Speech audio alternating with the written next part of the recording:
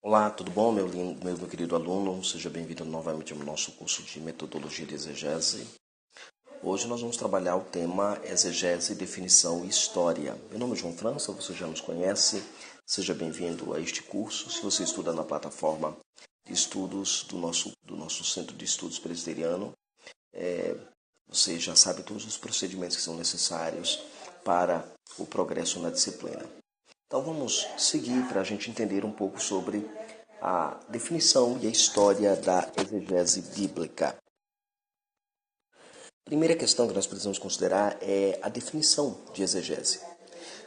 O termo exegese, a partir da língua hebraica, no uso que é feito da palavra darash, que tem uma gama de significados, entre os quais temos tirar informações, indagar, procurar, buscar, preocupar-se, examinar, inquirir, pesquisar, exigir e ansiar.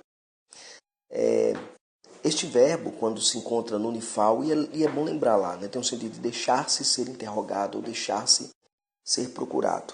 O unifal, ele na língua hebraica, você sabe que dentro do tronco do unifal você vai ter o sentido passivo do cal. O cal é como se fosse o verbo, no hebraico, do infinitivo, como é no português. É a forma normal de se expressar. Mas o unifal ele pode ser usado num termo no sentido passivo, ou seja, o indivíduo sofre a ação. Mas aqui a palavra daresh ele pode significar também esse sentido de deixar-se ser interrogado. A ideia aqui também ela é reflexiva, ou seja, quando o agente causa ação sobre si mesmo. Então o unifal também tem essa característica. O termo, na verdade, deriva-se também da palavra grega exegesis, exegesis ou exegese, que tanto pode significar a apresentação, ou descrição, ou narração, como explicação e interpretação. Quando se fala de exegese bíblica, entende-se o termo sempre no segundo sentido aludido, ou seja, como explicação e interpretação. Então, exegese é, pois, o trabalho de explicação de um ou mais textos bíblicos.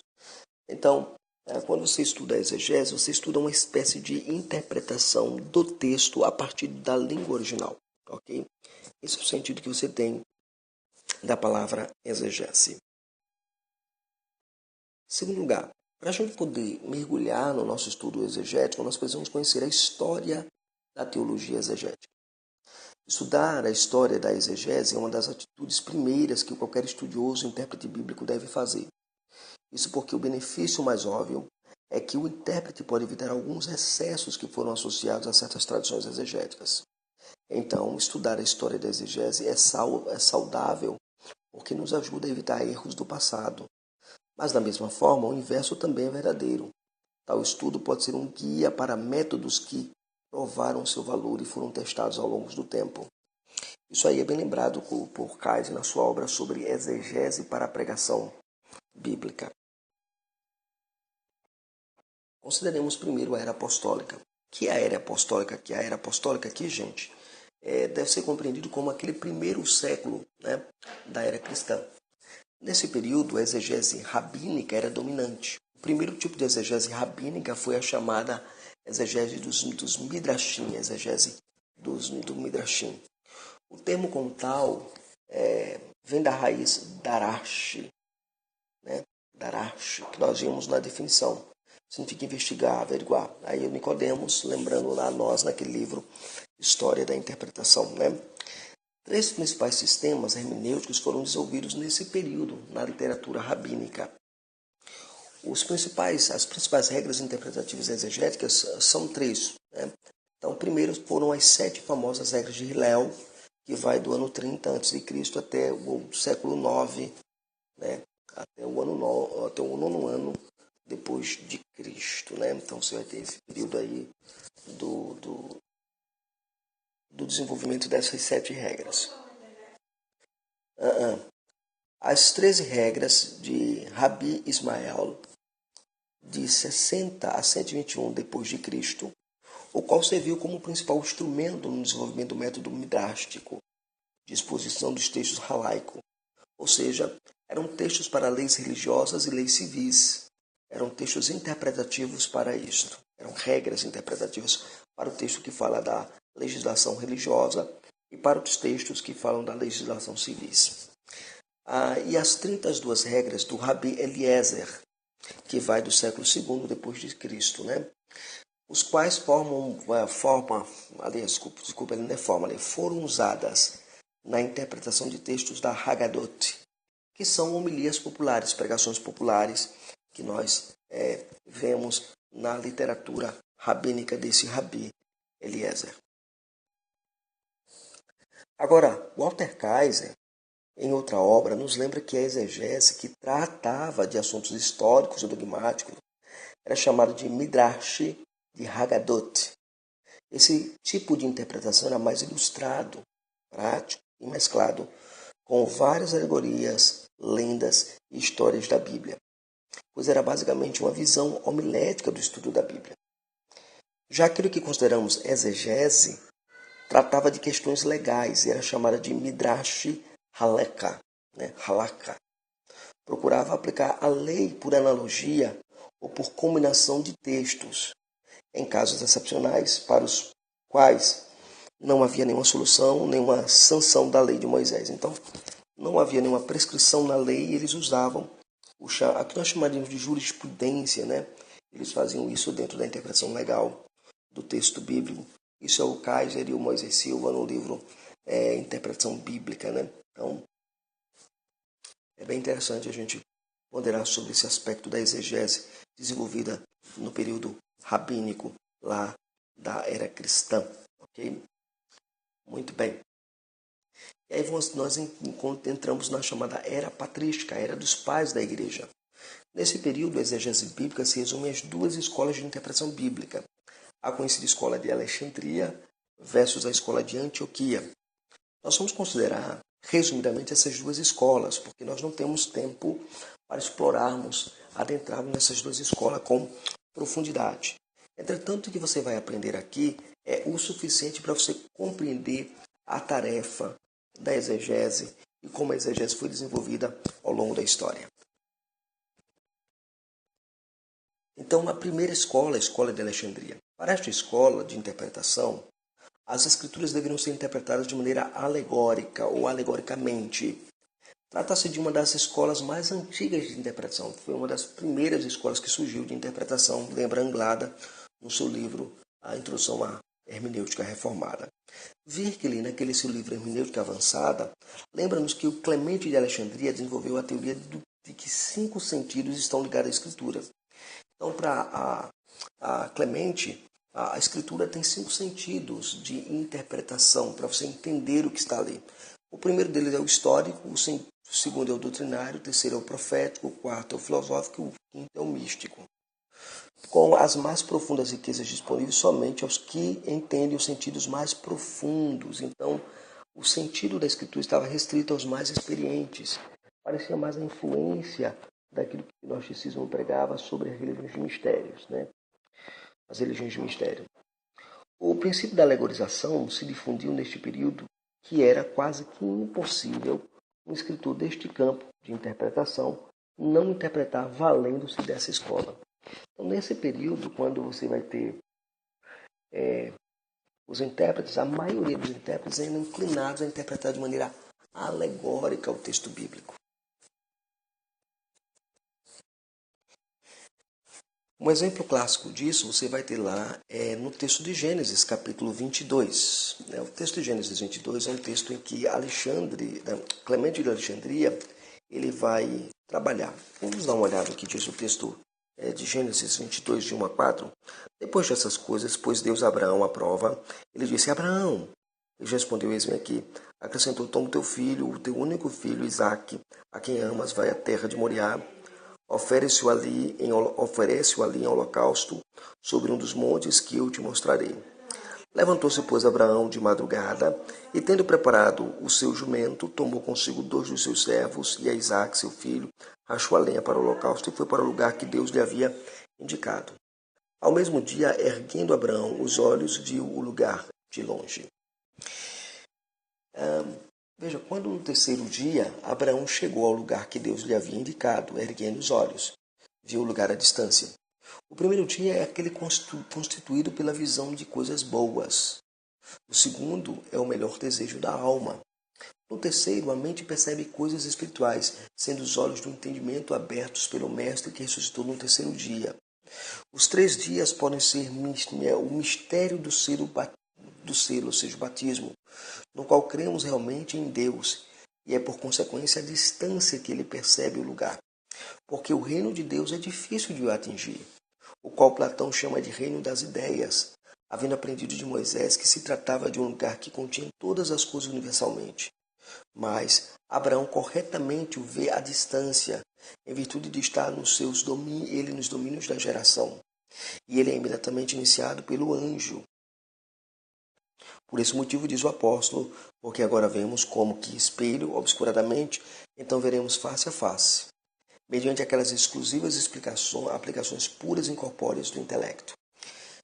Você percebe a mistura, a miscelânea que Clemente faz ao interpretar o texto. Ele usa uma interpretação puramente alegórica, puramente espiritualizante, para poder dar sentido à passagem que ele acabara de tentar explicar.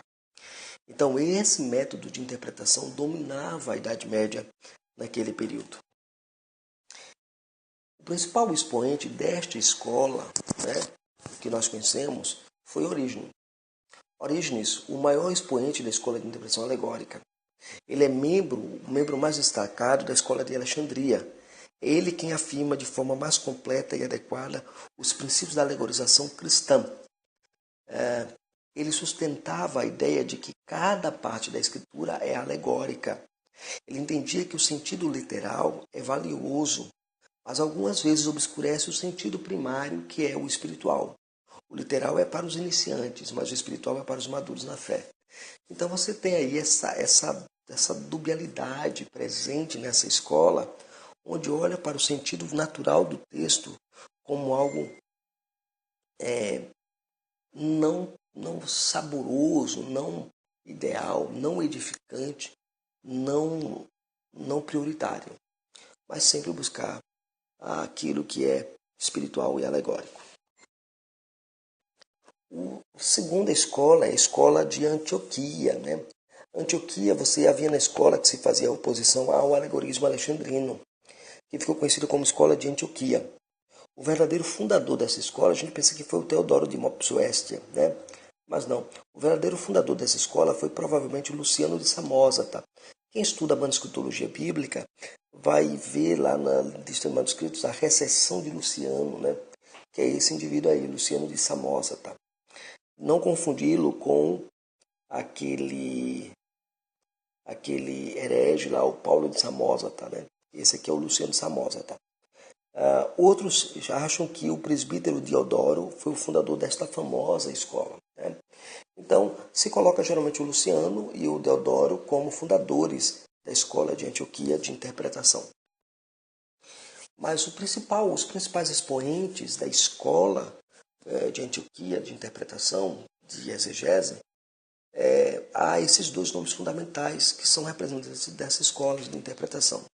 O primeiro deles é o Teodoro de Mopsuestia e o segundo é João Crisóstomo. O Teodoro, ele disse o seguinte: eles inventam contos tolos em suas próprias mentes e dão à sua insensatez o nome de alegoria. Teodoro é conhecido como exegeta dessa escola. E João Crisóstomo, ele era costumeiramente pregador expositivo da escritura, conhecido como o Boca de Ouro. Ele é o patrono, dentro da tradição católica romana, dos pregadores, porque ele é o maior pregador da igreja pós-apóstolos, ou seja, da igreja apostólica ali, da igreja patrística. Então você vai ter esses 2 personagens que vão dizer o sentido natural do texto é o sentido pretendido que Deus queria que você soubesse. O Teodoro de Mopsuestia, que é o centro de tudo esse debate em relação à interpretação e exegese, ele defendia com maior zelo o princípio de interpretação histórico-gramatical, isto é, que um texto deve ser interpretado segundo as regras da gramática e os fatos da história. Evitavam a exegese dogmática, evitava a exegese dogmática, asseverando que uma interpretação deve ser justificada por um estudo de seu contexto gramático e histórico, e não por um apelo à autoridade. Eles criticavam, o pessoal que seguia o Teodoro de Mopsuestia e o próprio Teodoro, criticavam os alegoristas por lançarem dúvidas na historicidade de muita coisa do Antigo Testamento. Porque se você levanta um evento histórico lá e transforma ele em alegoria, você já não sabe se aquele evento aconteceu ou não. Isso levantava sérias dúvidas sobre a historicidade de determinadas coisas e fatos ocorridos no Velho Testamento. O terceiro período, histórico de exegese é o período chamado Era da Idade Média. Kaiser lembra-nos que neste período muitos membros do clero, sem falar nos leigos, eram totalmente ignorantes até mesmo sobre o que a Bíblia dizia sobre determinados assuntos. Nesse tempo, a interpretação foi amarrada pela tradição e o que se destacava era o método alegórico, ou seja, eu tenho uma tradição, então a interpretação deve justificar a tradição. E a tradição não era julgada à luz da Escritura, mas a Escritura era julgada à luz da tradição. E aí surge, para facilitar isso, o método alegórico era muito empregado nesse período. E aí surge a famosa quadriga, a perspectiva hermenêutica da quadriga, que era a ideia de 4 sentidos, a Escritura tem 4 sentidos, a perspectiva dessa quadriga dominou a interpretação bíblica no período da Idade Média.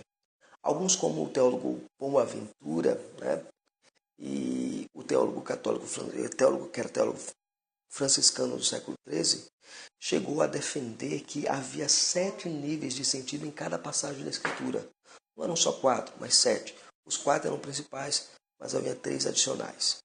Nesse período temos um grande apoio aos dogmas da Igreja Católica Apostólica Romana, porque os dogmas passam agora a ser a legislação de interpretação da Escritura. Temos também um prominente teólogo como Hugo de São Victor, que dizia que primeiramente se deveria aprender no que se deve acreditar, ou seja, o que a igreja diz, e então depois procurar na Bíblia tal ensino. Então, o que a igreja falasse era para você acreditar e depois procurar confirmação disso na Escritura.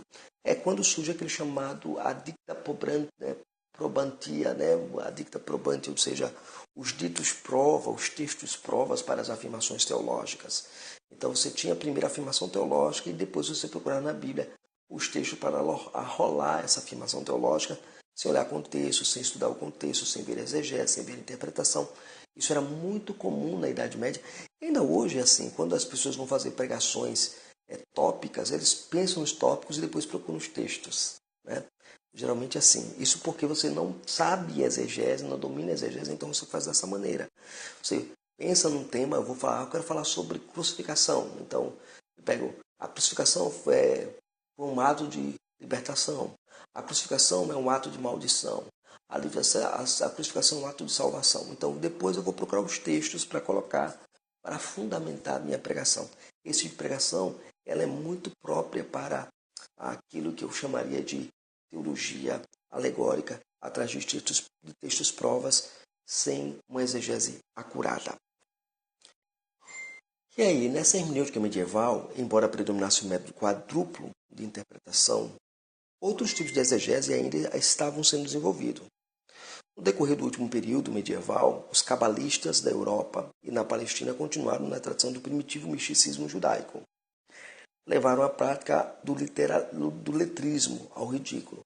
Acreditavam que cada letra, até mesmo cada possível transposição ou substituição de letras, tinha uma significação sobrenatural. É o que nós vemos hoje na numerologia. Nós vemos isso muito na numerologia de maneira muito engraçada. Na tentativa de desvendar mistérios divinos, recorreram aos seguintes métodos. Por exemplo, substituir uma palavra bíblica por outra que tinha o mesmo valor numérico. Acrescentar ao texto por considerar cada letra de uma palavra como uma letra inicial de outras. Substituir novas letras num texto por algumas letras das palavras primitivas. E assim sucessivamente começa a surgir essa superstição medieval dentro da hermenêutica e exegese. Mas foi com Tomás de Aquino que o sentido literal voltou ao cenário dos estudos da interpretação na chamada Idade Média. Para este personagem, Aquino, O sentido literal servia de base para todos os outros sentidos da Escritura. Entretanto, foi com Nicolau de Lira, um estudioso judeu, convertido ao cristianismo, que desenvolveu a prática da consulta aos originais. Foi ele que disse: nós precisamos ir aos originais, consultar, saber como está lá, buscando a intenção do sentido literal do texto. Foi a obra deste erudito que deu ímpeto ao Martim Lutero no processo da reforma da Igreja. Então, quando eu estudo a história da interpretação e da exegese, eu vou saber que a exegese ela começa a tomar forma exatamente com Nicolau de Lira e posteriormente com Lutero e Calvino, nós vamos ver mais adiante. Mas esses personagens que antecedem a Reforma Protestante começaram a abrir espaço para que uma boa interpretação, uma boa exegese surgisse no cenário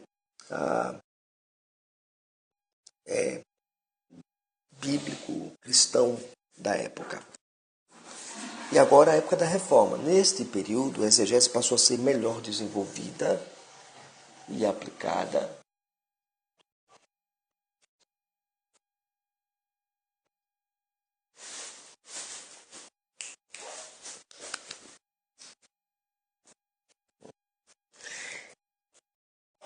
Neste período, a exegese passou a ser melhor desenvolvida e aplicada como um recurso importantíssimo na interpretação bíblica.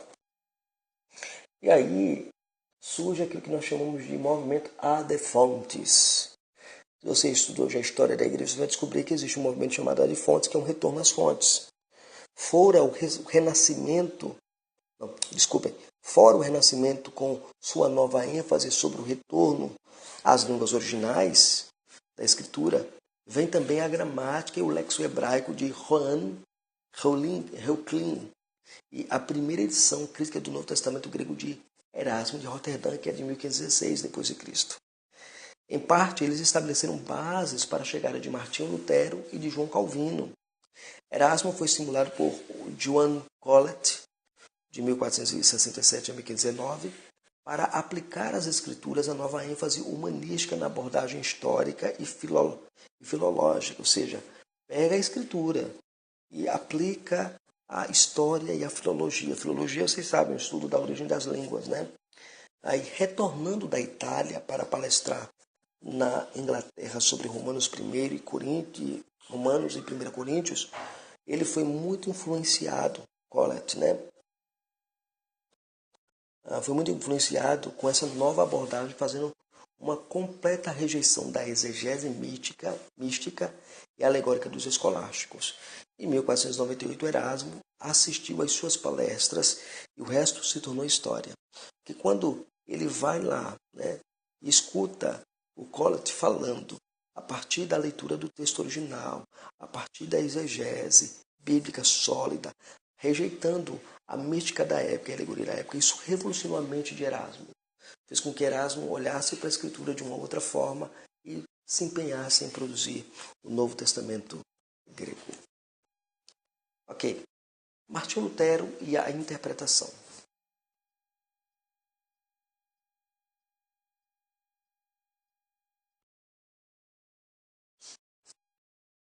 Martinho Lutero nasceu no dia 10 de novembro de 1483, na pequena cidade de Eisben.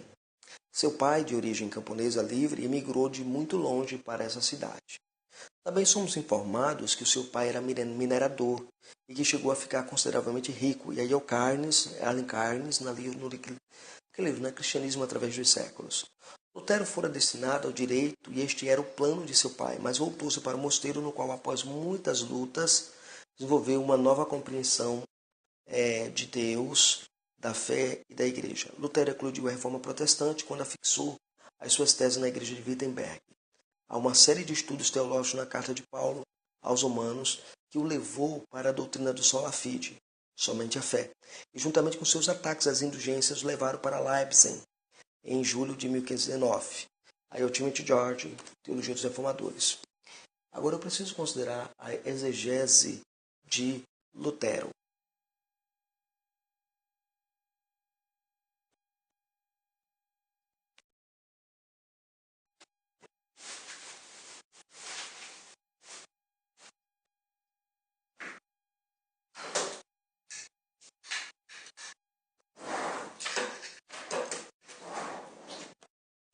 Então você tem aí Lutero e exegese. Lutero acreditava que a Bíblia, que a fé e a iluminação do Espírito eram requisitos indispensáveis ao intérprete da Bíblia. Ele asseverava que a Bíblia devia ser vista com os olhos inteiramente distintos daqueles com os quais vemos outras produções literárias. O reformador alemão, por sua vez, fez uma tradução da Bíblia para o vernáculo. Esta foi uma das grandes contribuições de Lutero à interpretação bíblica. Martinho Lutero rejeitou o método alegórico de interpretação da Escritura, chamando-o de sujeira, escória e um monte de trapos obsoletos.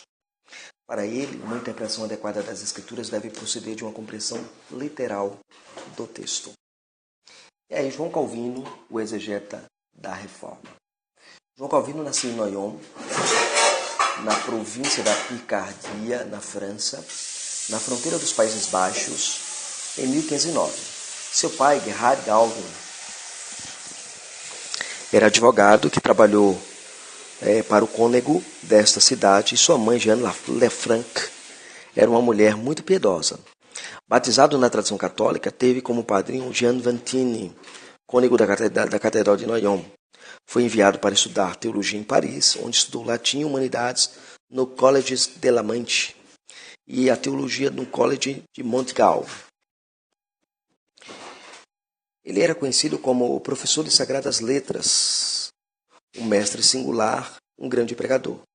Era um homem dedicado aos estudos e muitos do seu tempo já o tinham em admiração pela erudição e zelo que nele se percebiam. Calvino acreditava que a Bíblia era a escola do Espírito Santo. Seus escritos foram instrumentos e órgãos e amanuenses do Espírito Santo. Porque a Escritura é a escola do Espírito Santo, no qual nada tem deixado coisa alguma que não seja necessário e útil conhecer, nem muito menos se ensina do que é necessário saber. Calvino, na sua obra das Institutas, faz essa declaração no capítulo 21, seção 3. Ernest Mayr, um dos grandes eruditos na pessoa de Calvino, nos escritos de Calvino, na obra de Calvino, nos lembra que Calvino era versátil em sua interpretação devido à sua acuidade hermenêutica e exegética. Quem não conhece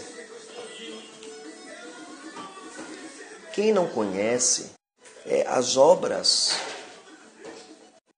hermenêuticas e interpretativas de Calvino, seus comentários, suas pregações, suas exposições, sua forma de lidar com o texto sagrado, percebe isso.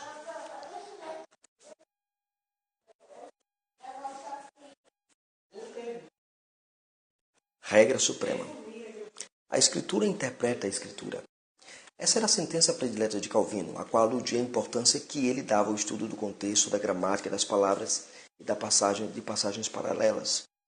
Em lugar de trazer para o texto o significado do próprio intérprete, numa famosa sentença ele declarou que a primeira tarefa do intérprete é deixar que o autor diga o que de fato diz, em vez de atribuir o que pensa que ele deva dizer. Ou seja, era exegese e não exegese. A era da pós-reforma. Há dois movimentos que foram significativos para a história da exegese do século XVII. Esses dois movimentos foram o pietismo e o racionalismo. Ao estudar esses dois movimentos, temos uma visão ampla do papel da exegese na história da Igreja. O primeiro movimento a gente conhece como pietismo. O pietismo foi uma espécie de protesto contra o dogmatismo e o institucionalismo dominante na escolástica protestante. Ou seja, quando você sai da reforma protestante, parece que os protestantes caem naquilo que a gente chama de escolástica, a velha escolástica que eles combateram no passado da Igreja Católica, eles também caíram nisso. Seus líderes foram Philip Jacob Spencer e Augusto Hermann Franklin. Mas esse movimento teve a valiosíssima contribuição para a exegese de um cara chamado John Albert Bengel. Ele foi o primeiro a classificar os manuscritos do Novo Testamento grego em famílias, baseando em suas semelhanças em seu comentário. Em seu comentário lá, Gnomon of the New Testament, é um modelo de sua combinação de raízes históricas, explicações das figuras de linguagem, um glossário com explicações com aproximadamente 100 figuras de linguagem e os termos relacionados que aparecem no índice, com sugestões de aplicação prática. Então, esse cara, ele dá o primeiro passo para o desenvolvimento mais acurado da exegese nesse período aí de pós-reforma. E o outro movimento é o movimento do racionalismo. Ou seja, o liberalismo passa a ser o desdobramento lógico do racionalismo, né? A razão se torna o locus e o fator determinante de tudo. Dentro deste processo, deu-se autonomia à razão em detrimento da revelação. A revelação não serve mais, o que serve é a razão. E desenvolveu-se um método próprio de interpretação das escrituras, conhecido como método histórico crítico, onde os teólogos liberais vão se aferrar desse método para atacar o sobrenatural, destruir a validade das escrituras, dizer que a Bíblia não é palavra de Deus. Vale salientar que este procedimento hermenêutico exegético legou à igreja uma Bíblia que deixou de ser palavra de Deus para se tornar testemunho de fé do povo de Israel e da igreja primitiva. Agora, quais são as características que um método histórico crítico traz no seu bojo, tanto interpretativo quanto exegético? Primeira característica, racionalismo, onde a razão substituiu a revelação como fonte de autoridade. O sobrenatural é rejeitado e a razão é estabelecida como critério supremo da verdade. Segundo, historicismo.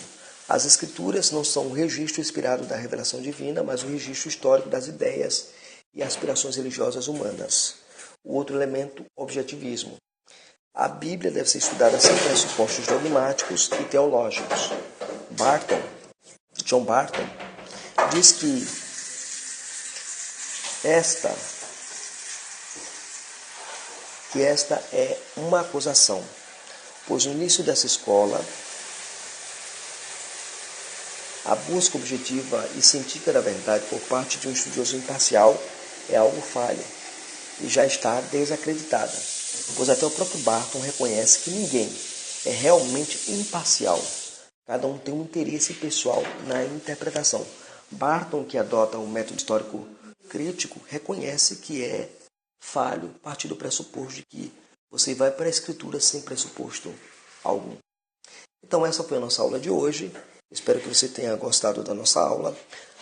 Recomendo que você assista a nossa videoaula, depois baixe o PDF, leia um PDF, estude o PDF e vejam as notas de rodapé presentes no esboço das aulas. Que Deus nos abençoe, Deus estenda a graça, Deus faça que o conhecimento chegue a vocês